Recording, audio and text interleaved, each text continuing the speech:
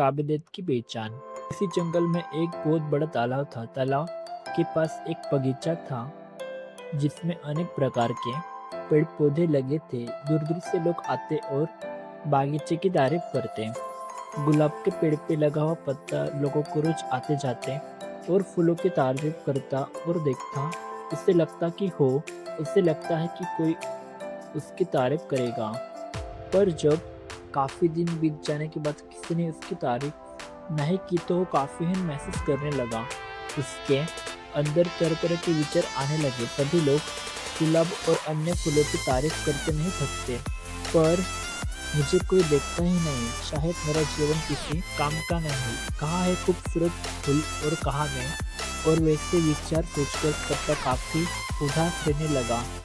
दिन यूं बीत रहे थे कि जंगल में बड़ी जोर जोर से हवा चलने लगी और देखते देखते उसने आंधी का रूप ले लिया। बगीचे के पेड़ तेज होने लगे।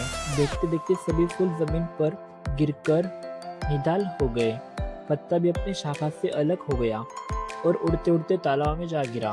पत्ते ने देखा कि उससे कहीं दूर पर कोई चींटी हवा के झोंकों से तालाब में आ गिरी थी और अपनी जान बचाने के लिए संघर्ष कर रही थी। चींटी प्रयास करते करते काफी थक चुकी थी और उससे अपनी मृत्यु तय लग रही थी। तभी पत्ते ने उससे आवाज दी, आओ घबराओ नहीं, मैं तुम्हारी मदद कर देता हूँ। और ऐसा कह के ही अपने ऊपर बिठा देता। आंधी रुकते रुकते पत्ता तालाब के एक छोर पर पहुंच गया। चींटी किनारे पर पहुंचकर बहुत खुश हो गई और बोली, आज आपने मेरी जान बचाकर बहुत बड़ा उपकार किया है। सचमुच आप महान हैं। आपका बहुत बहुत धन्यवाद।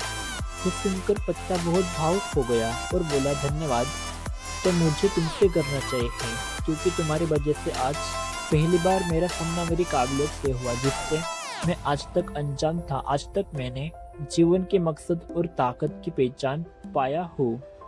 मित्रों, ईश्वर ने हम सभी को कई अनोखी शक्तियाँ दी हैं।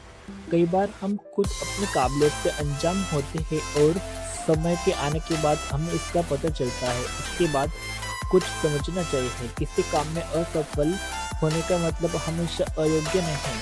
खुद की काबिलियत को पहचान के आप वे काम कर सकते हैं जो किसी ने नहीं किया है।